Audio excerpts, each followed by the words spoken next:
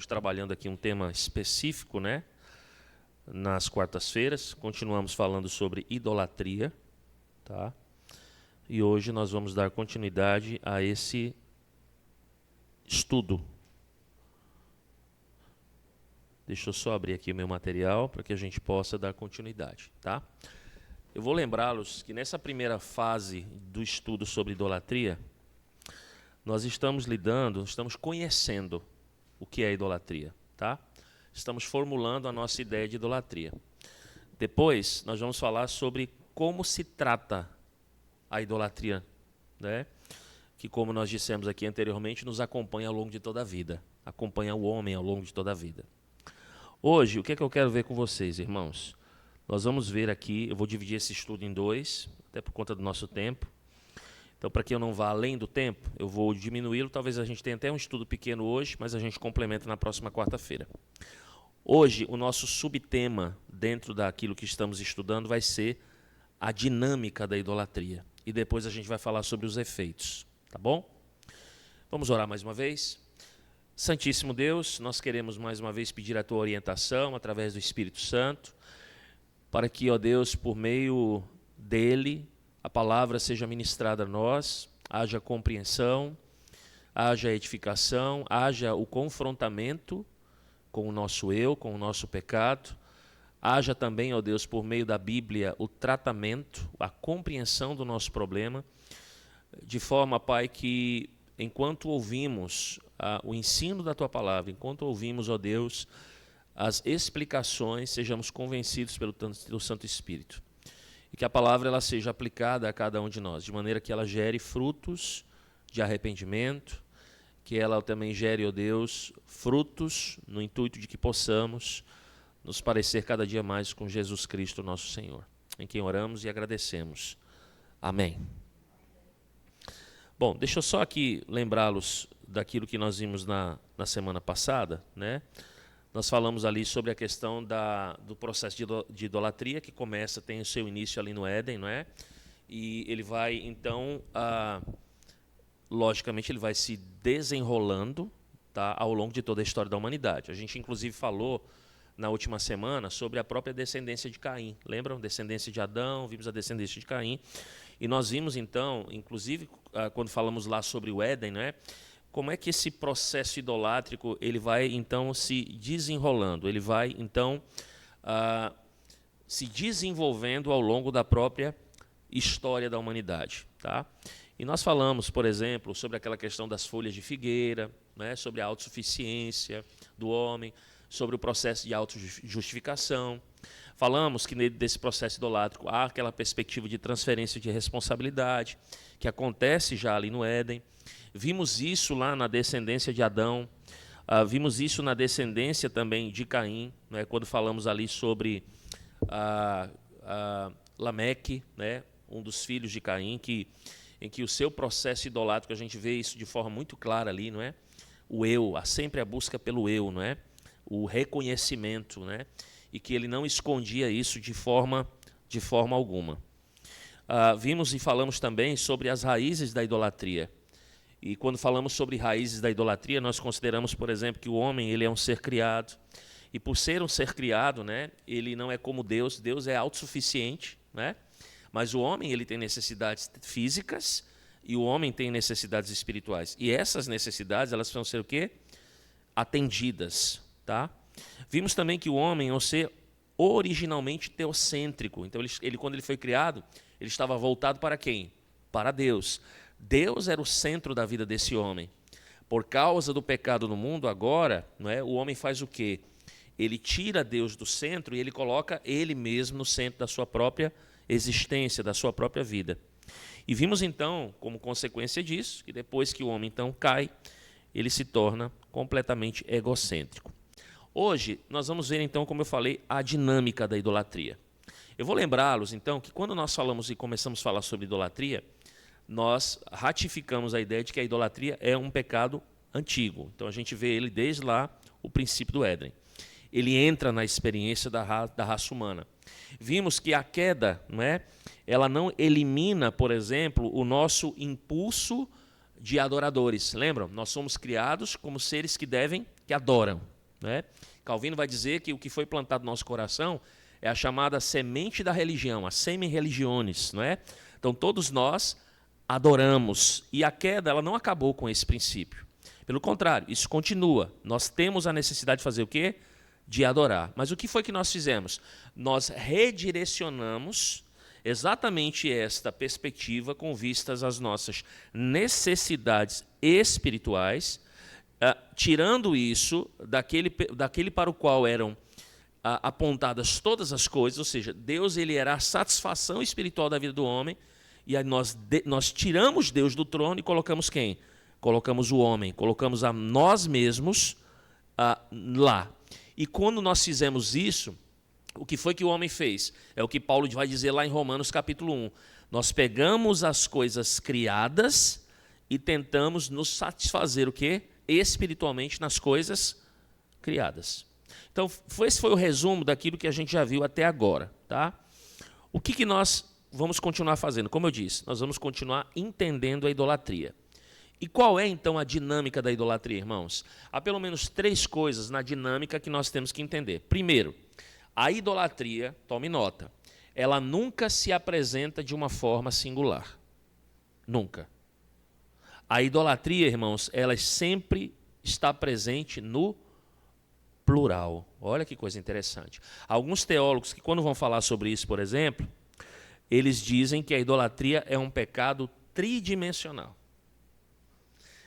Pastor, como é isso? Como é que a idolatria é um pecado tridimensional? Primeiro, a coisa mais profunda que nós vemos nessa dimensão primeira da idolatria é sempre, lembram lá, qual é o grande problema da humanidade? É sempre a idolatria do seu eu. Então, a primeira coisa dentro desse aspecto tridimensional, quando a gente fala da dinâmica da idolatria, é que a mais profunda dimensão da idolatria é sempre a idolatria do nosso eu. Qual é o seu ídolo maior? Que está bem aí dentro de você. Qual é o seu ídolo maior? Você mesmo. Nós que somos crentes também? Sim. Todo homem, o maior ídolo que ele tem é o ídolo de si mesmo. É o seu eu. E vejam, irmãos, que a razão estrutural disso é que a adoração, ela possui uma natureza essencialmente pessoal. Como eu disse, nós somos criados para fazer o quê? Dentre outras coisas, adorar uma pessoa. Quem era essa pessoa? Deus. Deus não é um ser pessoal? Nós somos criados para adorar exatamente Deus. Não era isso que acontecia, por exemplo, no Éden? Deus vinha na viração do dia para ter o quê? Relacionamento com Adão e Eva. E ali Deus era o quê? Adorado por Adão e Eva. Então, o homem foi criado exatamente. Só que nós rejeitamos. E aí nós passamos a adorar a quem? Como eu disse, a nós mesmos. E nesse sentido, irmãos, nós podemos dizer que a experiência da idolatria, então, ela é pertinente a todos os indivíduos. Não há um homem sequer que existiu, que exista ou que existirá a não ser Cristo, não é? Cuja realidade não seja exatamente essa daqui. Dentro, então, da estrutura, da dinâmica da idolatria, a idolatria do eu, ela é pertinente a quem? A todos os homens. E veja, quando nós estamos envolvidos pela idolatria, nós estamos sempre buscando o quê, irmãos? Vamos participar. Quando nós estamos envolvidos na busca pela idolatria, nós estamos sempre buscando o quê? O que você está buscando? Satisfazer o seu quê?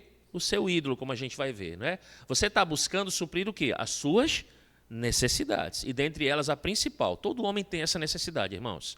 Se nós entendemos que o homem é um ser religioso, o homem ele sempre tem uma necessidade maior. Qual é a necessidade do homem? Suprir as suas necessidades espirituais. Ele vai supri-la de alguma forma. Quando ele está envolvido no processo, não é, idolátrico, então ele está correndo atrás de fazer o quê? Suprir carências espirituais. Saciar necessidades que deixaram de ser saciadas a partir do momento em que eles substituíram aquilo que é absoluto, Deus, por aquilo que é relativo, o homem. Então, há uma busca da humanidade o tempo todo por isso. O tempo todo o homem está buscando suprir as suas carências, todas elas, logicamente ele tem várias carências, mas a principal carência qual é? É a sua carência espiritual, tá? Agora, olha que coisa interessante. Então, esse é o primeiro aspecto dessa estrutura tridimensional. É o eu. Gravem isso.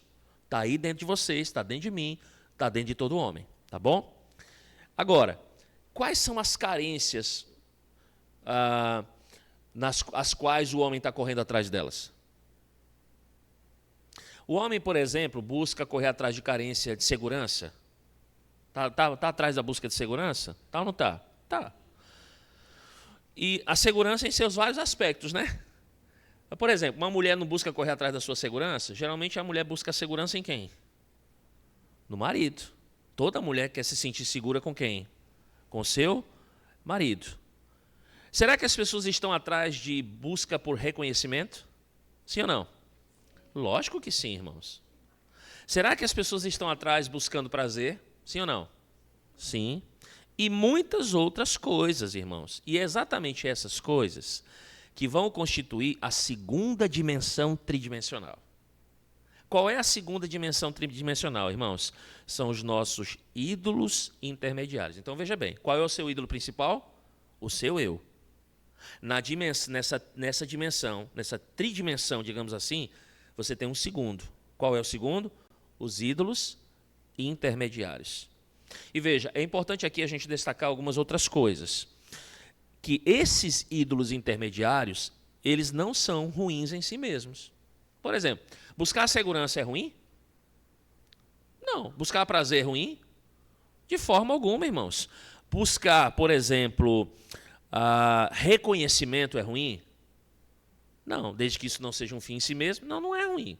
Essas são coisas listas? São coisas listas. O problema qual é? É que nós não buscamos essas coisas, mas que costumamos a fazer isso como se elas fossem a nossa necessidade principal. Quando eu estou buscando, eu estou achando que é isso que vai me satisfazer.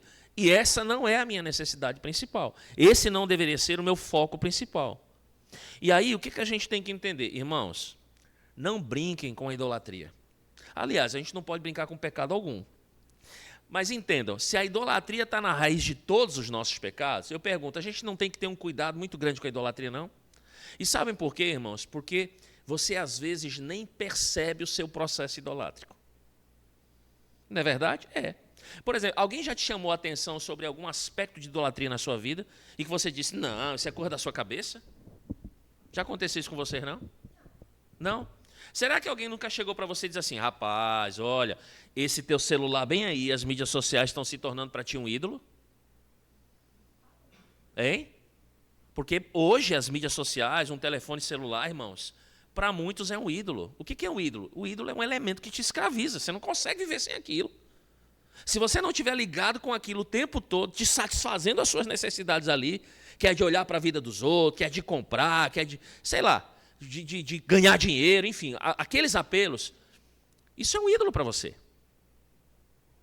Então, o que eu quero dizer com isso, irmãos? O pecado da idolatria, ele é muito sutil, ele vai adentrando, ele vai ganhando terreno e você não vai nem percebendo. Ele é extremamente sutil. A ideia é a seguinte, vocês tomam um remédio para verme, mas muitas vezes vocês não sabem se tem verme. Vocês nem sentem o verme, alguns sentem, né? Algumas, mas já está avançado. Mas tem coisa morando dentro da gente que a gente não sabe. O que é isso? Isso é um parasita. A idolatria é do mesmo jeito, gente. É como que um parasita. E ela está se alimentando, interessante isso, de coisas que são legítimas. Mas ela está lá se alimentando. Ela está lá devorando. Então, veja, quando a gente pensa sobre isso, a gente tem que caminhar um pouquinho mais em que sentido? Veja, isso não se define apenas pelo que nós desejamos. Não é apenas o que eu desejo, mas é como eu desejo e o quanto eu desejo. Não é apenas o desejo, mas é como, é a maneira, é a ocasião, é a intensidade com a qual nós desejamos alguma coisa. Esse é o segundo aspecto tridimensional. Qual é o aspecto primário? A idolatria do meu eu. Aí existe o processo o quê? os ídolos intermediários. Como eu citei aqui alguns: reconhecimento, prazer, segurança. E veja, irmãos, esses ídolos, a gente precisa entender, intermediários, eles são variáveis em dois aspectos. Primeiro, eles variam de pessoa para pessoa. Os seus ídolos podem não ser o quê? Os meus ídolos. As suas buscas provavelmente não são as minhas buscas. Então isso vai variar de pessoa para pessoa, tá? Todo idólatra, ele está em serviço de quem? De si mesmo. Olha que coisa interessante. Mas cada um está na busca de suprir uma carência particular. Você está correndo atrás de uma coisa, uma carência espiritual, e eu estou correndo atrás de outra. Há uma segunda coisa nesse aspecto, né? Da pessoalidade desses ídolos, dessas variáveis dos ídolos intermediários. Eles costumam variar também, irmãos, de acordo com a nossa própria experiência de vida. Então, por exemplo, em algumas circunstâncias da vida, nós vivemos em função de suprir a nossa necessidade de segurança, enquanto o outro está buscando o quê? Dinheiro. Enquanto um outro, por exemplo, está buscando ser valorizado. Você quer segurança, mas o outro está correndo atrás de quê? De valorização. Percebe? Há uma variável. Então, o que você tem como elemento principal? O ídolo do eu. Nesse processo tridimensional, você tem os ídolos intermediários que o eu está buscando. Mas há um outro elemento dentro desse aspecto tridimensional. E qual é, irmãos? A idolatria, ela envolve a deificação, as coisas que supostamente poderiam suprir carências deificadas pelo eu. Vou explicar o que é isso. A terceira dimensão da idolatria, irmãos, é aquela que a gente experimenta os chamados ídolos menores, ou, como alguns você vai encontrar na literatura, por exemplo, os chamados ídolos funcionais. Então, você tem o ídolo do eu, você tem o ídolo intermediário e você tem o ídolo funcionais. Tá? Veja, com isso, o que é que a gente entende? Que a nossa experiência com a idolatria, ela é o quê? Bastante geral, porque ela pode incluir uma pessoa, ela pode incluir um objeto, ela pode incluir um relacionamento, ela pode incluir uma ideia, ela pode incluir um objetivo, ela pode incluir um grupo social, ela pode envolver qualquer outra coisa que se constitui uma realidade criada. Esses são os ídolos funcionais. Tá bom? Por exemplo, agora eu vou usar aqui, ó, olha lá a sequência. Alguém que está envolvido na idolatria do eu, na busca de um ídolo intermediário. O ídolo intermediário qual é? É a aceitação. Por exemplo, ele vai eleger ídolos funcionais. Qual é um dos ídolos funcionais que ele pode escolher na busca por aceitação? Para ser aceito, qual é? Vamos lá. Na busca para suprir o meu eu escolho um ídolo intermediário. Eu quero ser aceito. Quando eu penso nisso, qual ídolo funcional pode me levar ao meu propósito? Qual é o ídolo que eu posso escolher para ser aceito? Dinheiro. Dinheiro. Dinheiro traz aceitação ou não traz? Traz. Vocês entenderam? O eu, o reconhecimento, e qual é o ídolozinho funcional? A grana vai me fazer ser aceito. E o dinheiro não faz você ser aceito? Lógico que faz. O inverso também é proporcional. Quando você deixa de ter dinheiro, vaza todo mundo, não é assim? Olhem, por exemplo, irmãos. Vamos pegar aqui os exemplos de jogadores de futebol que saem da pobreza, enriquecem, de repente ele tem um monte de parça. O dinheiro fez ele o quê? Ser aceito. Entrar em círculos sociais dos quais ele não fazia parte antes. Não é verdade? E quando o dinheiro se esvai? Cadê a aceitação? Porque o ídolo promete e não cumpre.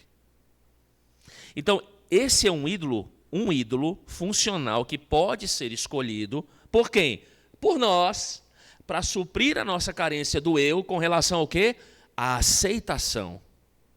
A sermos aceitos. Ok, irmãos? Então eu elejo o ídolo funcional, o dinheiro. Isso pode idolatrar um determinado modo. Por exemplo, uma forma de eu ser aceito, uma outra forma de eu ser aceito. O meu eu, a idolatria do meu eu está buscando ser aceito. Uma outra forma que não seja o dinheiro.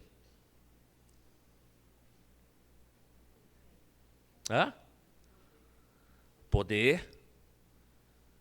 Mas quer ver uma coisa? Pronto. Beleza. Ou vestimenta. Eu só vou ser aceito num determinado grupo se eu me vestir. A aparência. Se eu me vestir exatamente como eles. A aparência. Então é o meu eu querendo ser aceito. E qual é o meu ídolo funcional? Hã? Qual é? É a aparência. Eu vou me vestir igualzinho. Eu vou, ou por exemplo, vamos lá.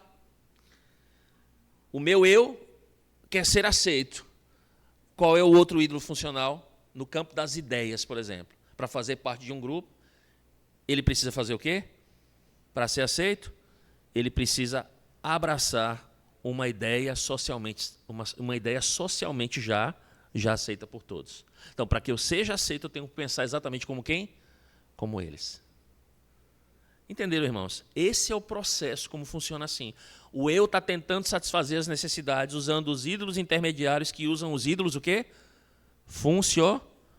Funcionais. Os ídolos menores ou funcionais são e veja, esses ídolos são altamente variáveis, bem mais do que os ídolos intermediários. Você tem um monte de coisa que te leva a suprir essas necessidades.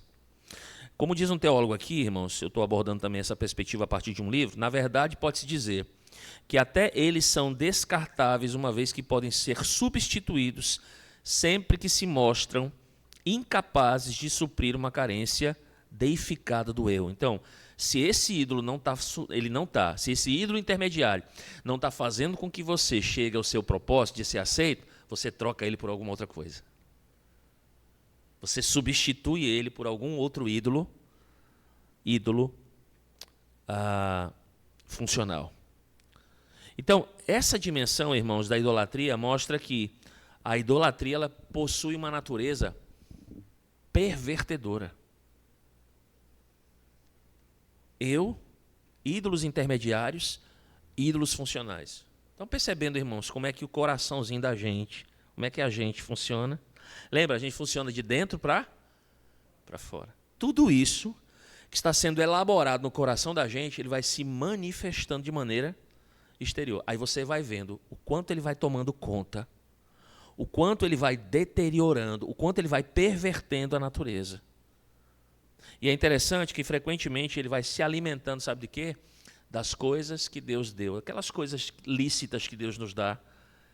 O pecado da idolatria vai pervertendo cada uma delas, vai se alimentando e vai pervertendo cada uma delas. As coisas que eram lícitas são tomadas simplesmente agora pelo pecado da idolatria. Vai se alimentando.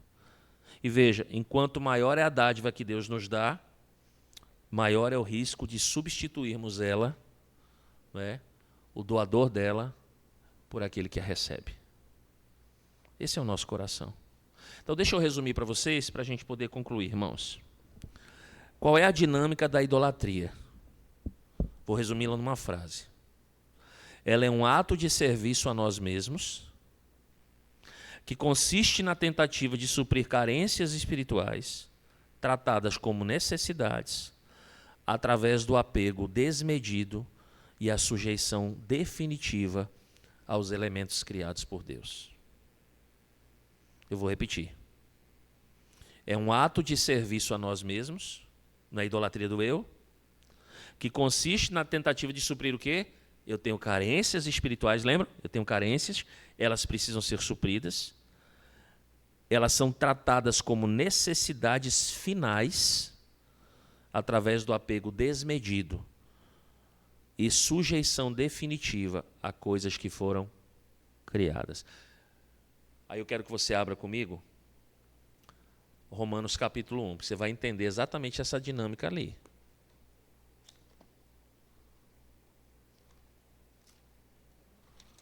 Romanos 1, a partir lá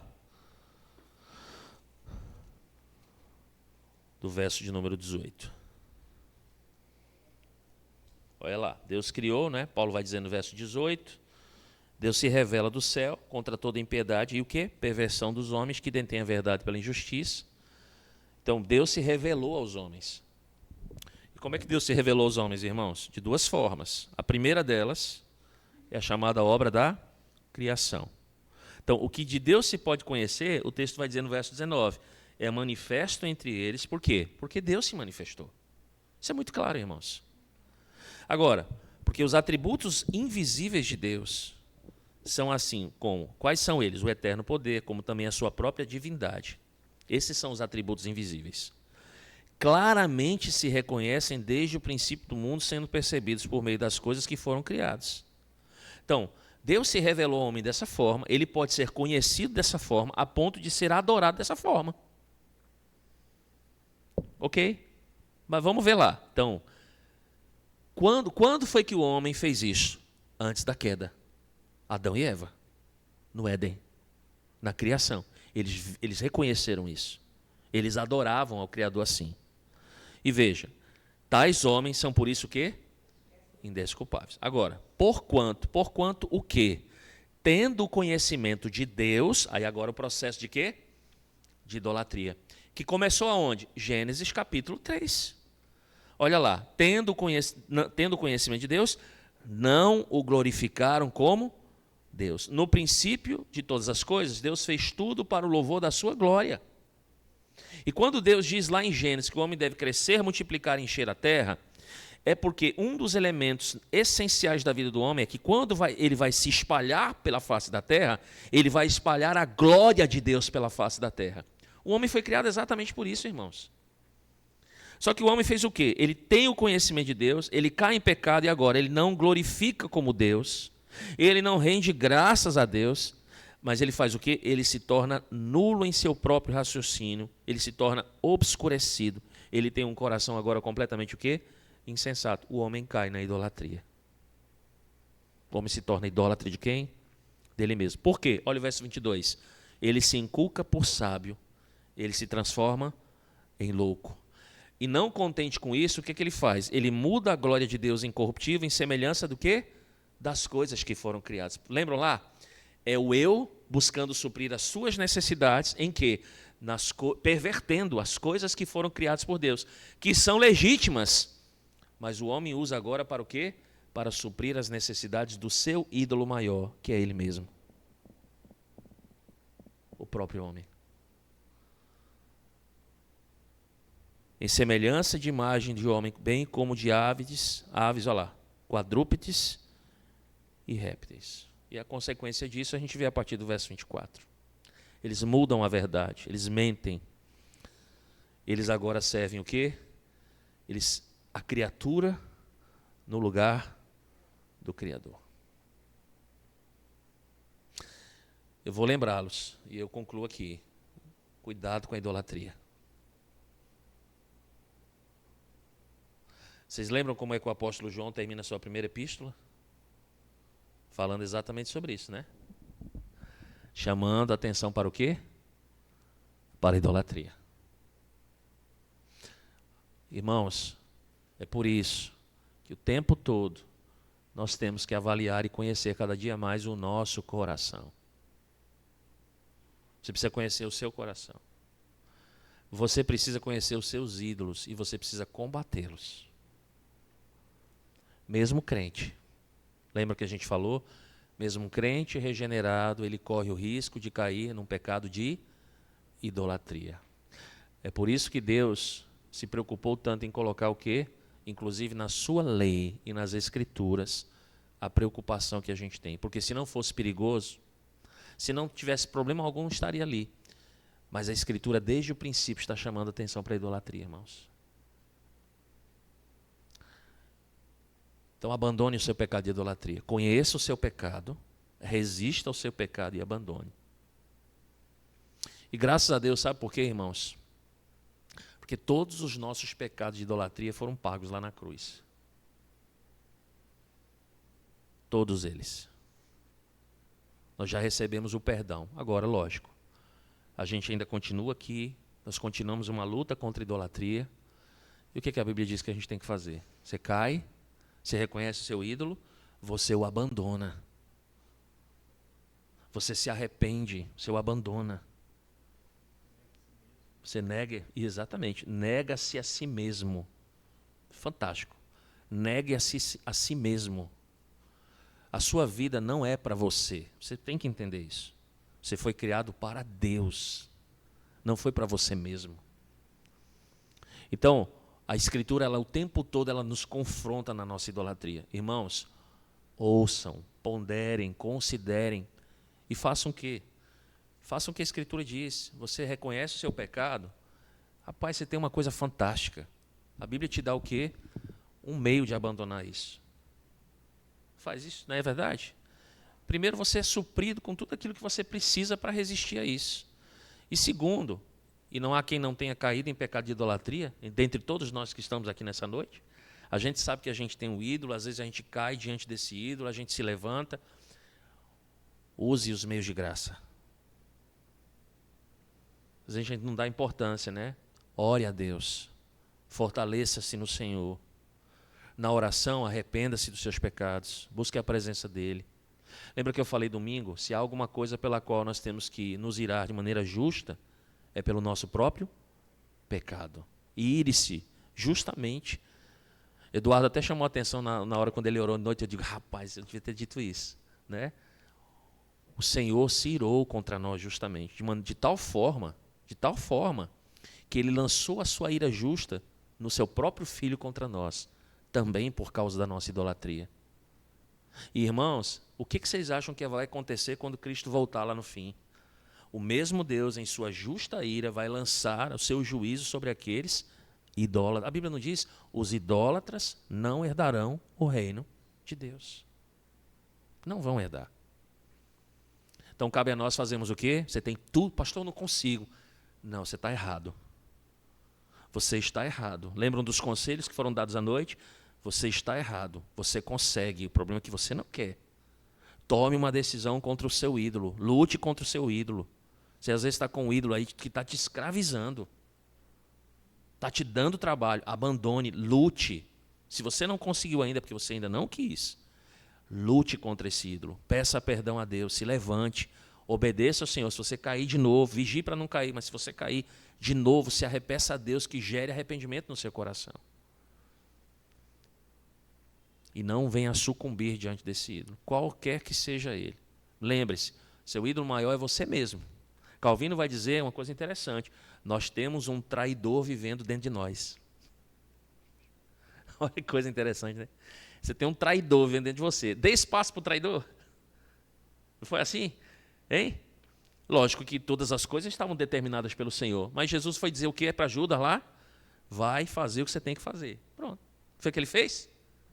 Fez exatamente o que ele tinha que fazer. Traiu Jesus. Não dê espaço para o traidor que você tem.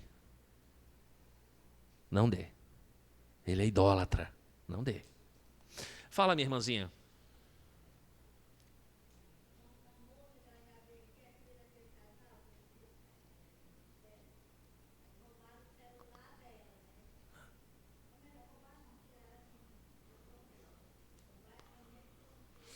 Sim.